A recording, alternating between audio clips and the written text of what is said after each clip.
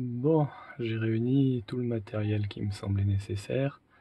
J'ai l'Erlem les meilleurs, 5 boîtes de pétri et ça. Il va falloir que je passe tout euh, au, euh, dans l'autoclave, mais avant, je vais réaliser la recette donc, qui est sur ce site.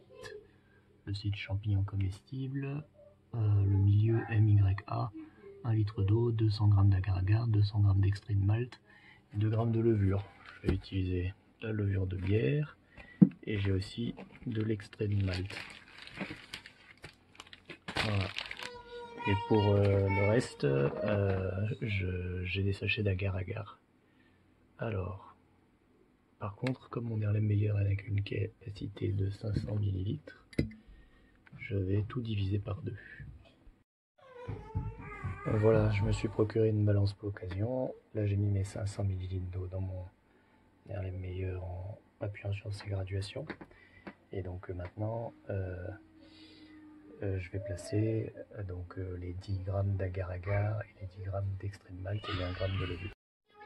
Voilà, j'ai mis mes 10 g de malt, je vais mélanger avec la petite cuillère. C'est une cuillère en argent, j'espère que ça ne posera pas de problème. Bon, depuis tous mes efforts, il reste toujours un dépôt sur le bas que j'arrive pas à me débarrasser. Donc pour le moment je vais le laisser. Par contre pour mettre 1 g de levure, je vois pas comment je peux faire, je suis précis seulement au gramme près. Cuillère ça fait 3-4 grammes, donc je vais mettre juste un petit flocon et je dirais que ça fait 1 gramme. Bon, en fait, il y avait un bec verseur, donc j'ai mis une petite ch'touille, j'ai saupoudré quoi. On va dire que ça fait 1 gramme. Ça sent bon. Maintenant il me reste plus que les 10 g d'agar-agar. Je vais mélanger d'abord. Mes sachets d'agar-agar, bien qu'un sachet correspondant à une dose, cela représente seulement 4 grammes de poinettes. Donc je vais en mettre 2, ça fera 8 grammes. Ça sera un peu moins, mais je pense que c'est pas capital. Ça sera juste une gélose un tout petit peu moins robuste, mais ça c'est pas grave. Voilà, les 2 sacs ont été ajoutés. Maintenant, je vais remuer. Voilà, c'est remué. Bon, on voit encore des morceaux de paillettes de levure en suspension. J'espère que ça posera pas de problème.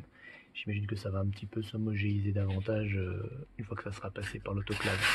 Alors maintenant, dans mes souvenirs, il faut tout emballer dans de l'aluminium, dans du papier aluminium avant de mettre dans l'autoclave. Donc je vais tout emballer maintenant. Voilà, c'est emballé. J'ai aussi une pince à épiler et un scalpel. Malheureusement, je sais pas trop ce que ça peut donner de les mettre dans l'autoclave du tout. On voit que le scalpel est déjà un peu rouillé, donc ça craint l'eau. Donc peut-être que je devrais aller vers une autre méthode de stérilisation. Je sais pas trop encore. Soit les tremper dans la javel, soit je crois que je vais les mettre dans l'autoclave et puis on verra bien. Voilà, tout est emballé dans le l'alu. Je vais sortir l'autoclave maintenant. Voilà la bête. Comme il y a un robinet ici, je pense que je vais le poser sur une chaise. Au cas où il faille le vider, c'est la première fois que je m'en sers, je sais pas trop ce que je fais. Bon, après l'ouverture, j'ai pu à peu près tout mettre au bon endroit. Sauf ce petit truc en métal, je sais pas à quoi ça sert. Le couvercle, j'imagine que cette tige elle doit se glisser dans ce creux là au moment de la fermeture. Sous cette marmite qui peut se ressortir, il y a juste des résistances et quelques capteurs, j'imagine qu'il faut rien toucher. Maintenant il faut que je me tape la doc en anglais, pour être sûr de ne pas faire une connerie. Bon, je suis un peu nerveux, hein. Si j'ai bien tout compris, donc je mets bien ce truc là-dedans. Ensuite, je sors ce truc là. Là, je mets 3,5 litres d'eau. Ensuite, je mets ça par-dessus. Je mets les instruments. Je mets ça là. Je le visse en veillant bien ce que le petit truc là il se glisser là-dedans. Ensuite, je vais ici. En bougeant les boutons, bon c'est un truc un peu chiant mais c'est tout à fait faisable. J'appuie sur 7, je décide de la température. Là il commence à monter en température. Quand la température atteint 105 degrés, il va faire bip. À ce moment-là, au niveau du couvercle, j'ai une valve spéciale ici, et donc c'est à ça que sert l'espèce de clé là qui était fournie. Je la relève pour vider l'air froid qui est à l'intérieur pour qu'il ne reste que de la vapeur. Ensuite, je règle, j'attends. il va refaire bip bip. Là je règle le temps et ensuite j'attends. Quand le temps est passé, il va refaire bip bip. Je débranche l'électricité, j'attends 2-3 minutes. Je relève encore la valve pour vider la pression. Et c'est seulement une fois que la pression est vidée, j'attends quelques minutes et après je peux le dévisser et l'ouvrir. C'est parti, on commence par remplir avec l'eau. Voilà, ça c'est un bidon de 5 litres. Je pense que celle que je l'ai remplie à 4 litres dedans, c'est plus que 3,5 litres. Donc, je le renverse là-dedans.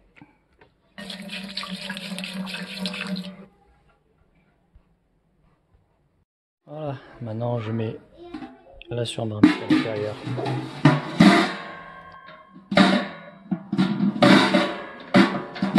La haute qualité. Je vais essayer de faire en sorte qu'elle soit pas plus mieux, j'imagine, même si les butées sont pourries.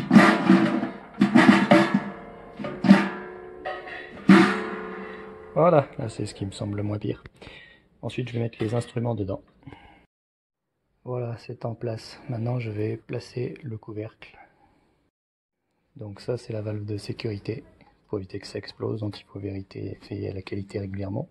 Ça c'est la valve qui s'ouvre pour faire sortir la vapeur.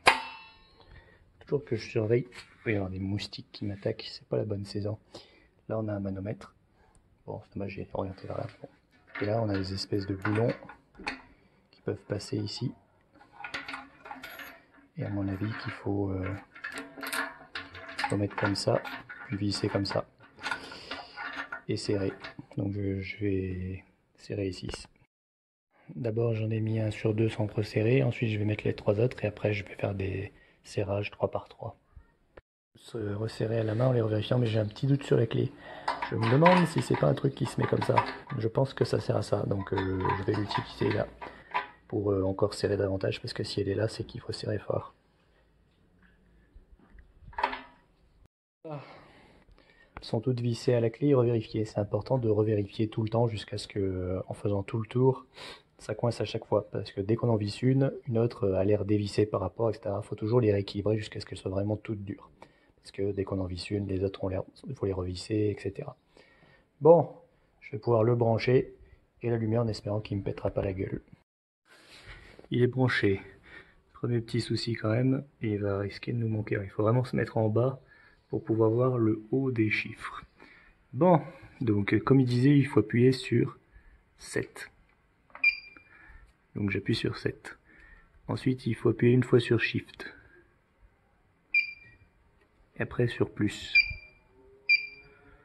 Alors, il y a un truc que j'ai pas dû comprendre. Ou alors j'ai pas lu la bonne partie de la doc. On reprend. J'appuie sur 7.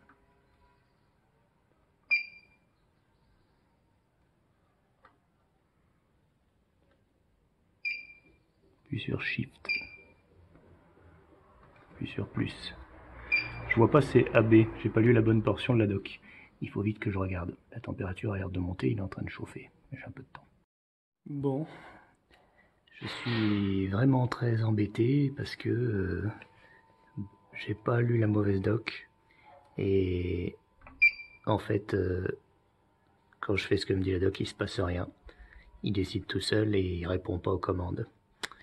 Ce qui est peut-être pas trop embêtant. Je peux l'éteindre au moment où je déciderai. Je peux... La température, bon, bah, si elle est haute, tant mieux. Là, je sais pas quoi faire, j'avoue. Si j'appuie sur plus, il se passe rien. Si j'appuie sur moins... Ah, il comprend pas moins non plus. Le bouton marche pas, si. 7. Ah, ça y est. Là, je peux décider de quelque chose. Il y a écrit 5U. Je sais pas ce que ça veut dire. Ah. Je pense qu'en vert, là, ça doit être la température qu'il cherche à atteindre. Voilà. Donc moi, je vais le régler sur...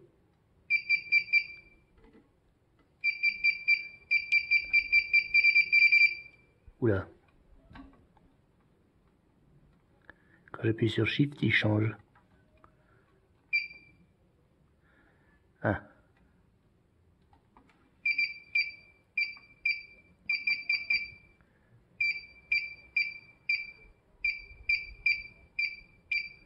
Quoi que j'appuie, il diminue.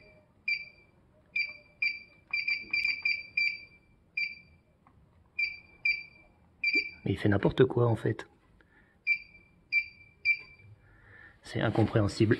Ah, complètement incompréhensible.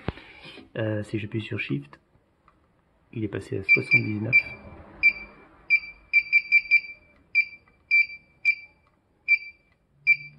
Quand j'appuie en dessous dans une zone, il a dû être abîmé. Il faut dire qu'il est cabossé ici.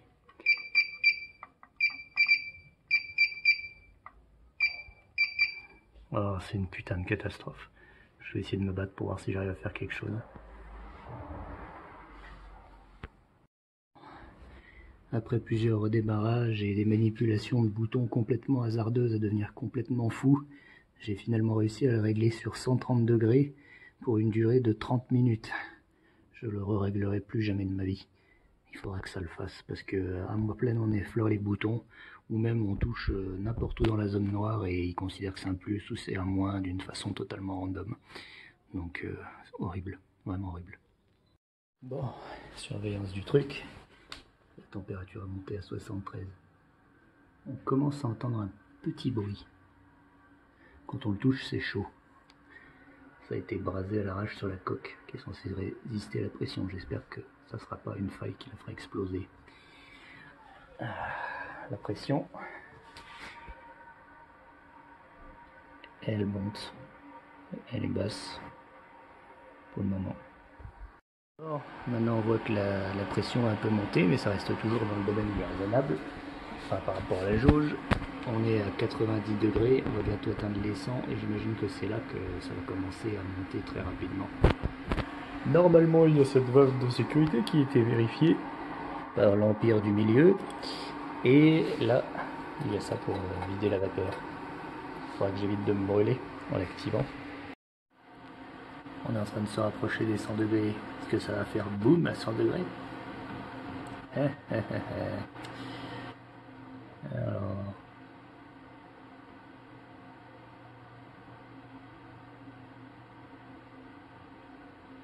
Ah, ça y est, on est à 100 degrés. Qu'est-ce qui se passe avec le manomètre?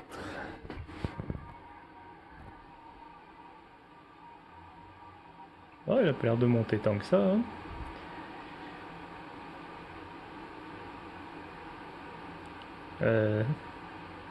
Il doit arriver dans le rouge normalement, tel que j'ai configuré.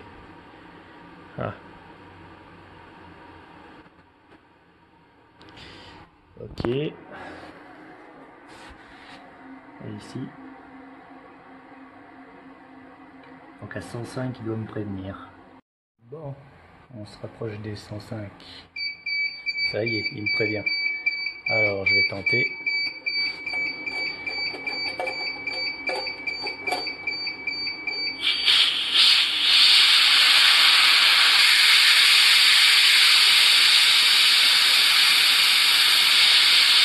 Voilà, là on voyait un peu de la vapeur, j'imagine que c'était le bon moment pour lâcher la soupape.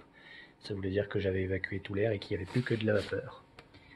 On est à 105, j'imagine que la pression a pas mal baissé avec mon intervention. Ouais, de nouveau tout en bas. Maintenant il faut que j'attende qu'il arrive à sa température parfaite et après le timer fera le reste. Bon, pour le moment tout va bien.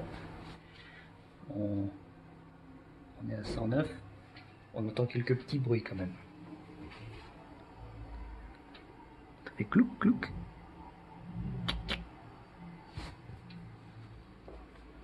Normalement cette valve doit lâcher avant le truc. Au niveau de la pression. Ouh, ça monte quand même. Hein. J'ai entendu un petit cric et la pression continue à monter. J'espère qu'elle n'atteindra pas le rouge, mais j'ai peur qu'avec ce que j'ai configuré, ça atteigne effectivement le rouge. Bon, je flippe un peu. Bon, on est à 117. Je commence à flipper un peu du cachet. J'ai l'impression que la marmite se bombe plus au milieu que en haut là. C'est parti noir et comme l'acier est pas très épais, j'ai peur qu'il est vraiment dimensionné au poil de cul. Ça se gonfle comme un ballon et que ça me pète à la gueule. J'observe que les valves ne sont plus verticales et qu'elles ont tendance à pencher sur le côté. Ça veut dire que le couvercle s'est bombé. La valve ici se rapproche du rouge. Qu'est-ce que je dois faire?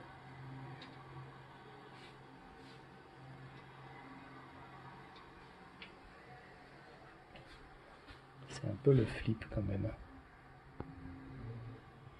En plus il est tanché, si ça se trouve. On est 122 degrés.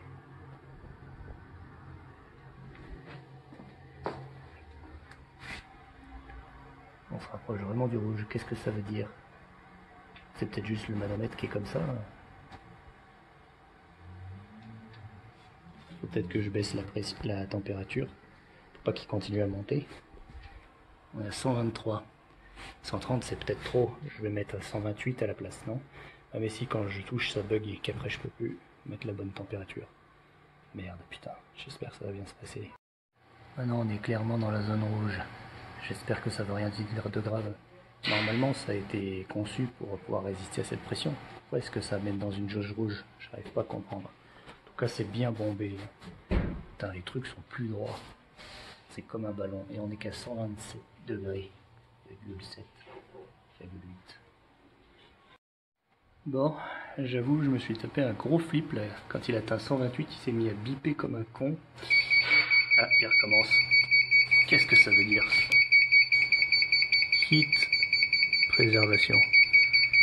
Ah, il va faire ça à chaque fois. Il faudrait que je change ça.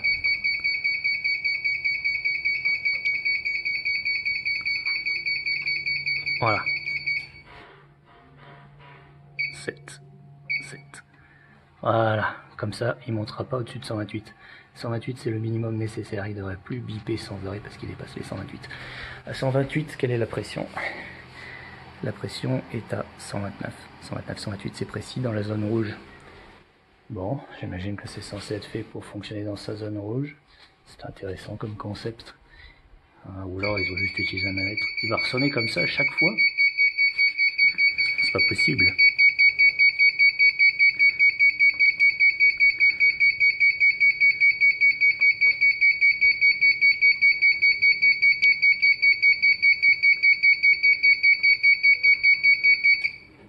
Voilà. Ok, je l'ai mis à 126 pour qu'il se calme un peu. Peut-être qu'il va arrêter de sonner sans arrêt. Étape que la pression reste dans le rouge. 128 c'est la température minimum pour avoir ce qu'on veut en 30 minutes.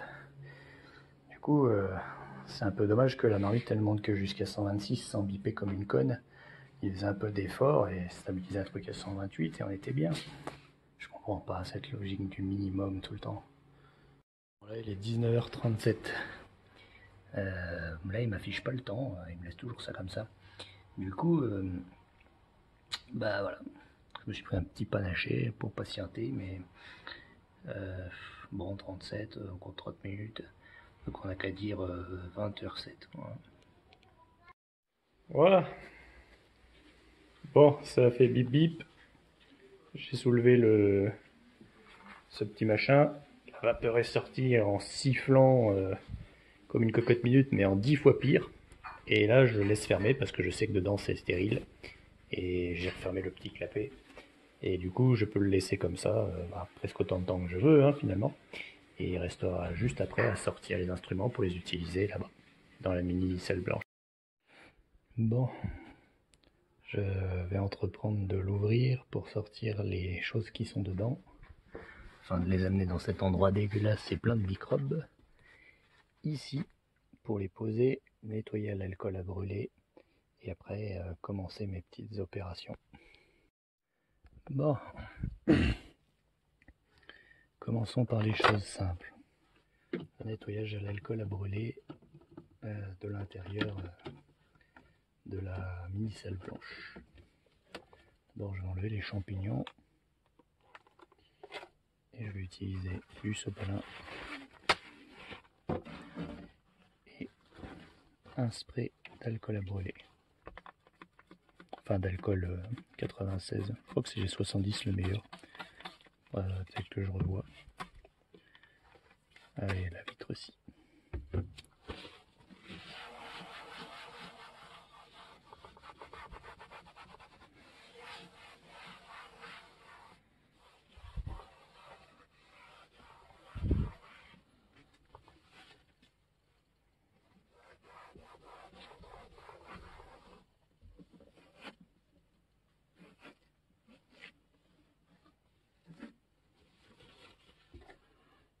nettoyer aussi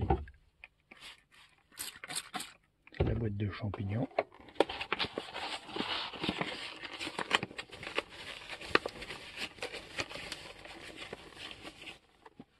Moi j'ai envie de juste mettre un champignon dedans. Voilà. Et de le, je sais pas, de le frotter. On va le casser après, mais bon. Ce qui m'embête, c'est que mes doigts ils sont sales. Peut-être je devrais me laver les mains avant de faire ça.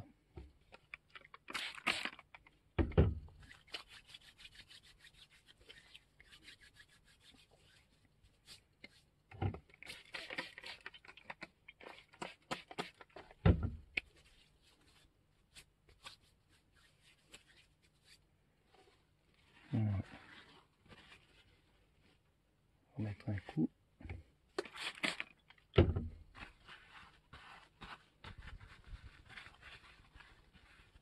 sais pas trop si c'est intelligent de faire ça.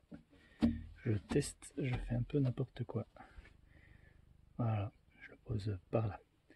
Maintenant je vais aller chercher le reste de l'équipement. Voilà, je l'ai fait véhiculer jusqu'ici. Je vais me relaver les mains.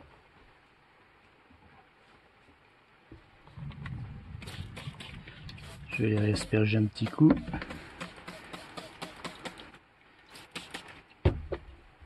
Ils étaient encore chauds quand je les ai sortis, donc normalement il ne devrait pas y avoir trop de problèmes.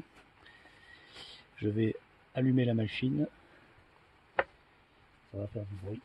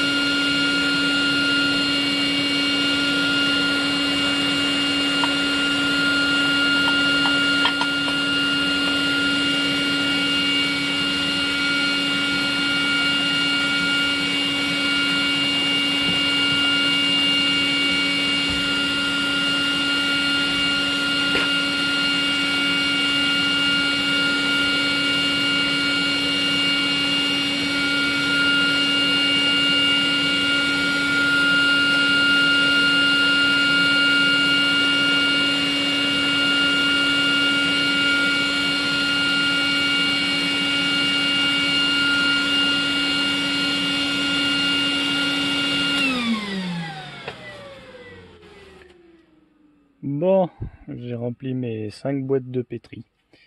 Je vais attendre qu'elles refroidissent avant de passer à la suite. Bon, j'ai attendu un peu de temps. On va désinfecter les mains. Je désinfecte un peu tout ça. La question maintenant c'est, est-ce que c'est froid?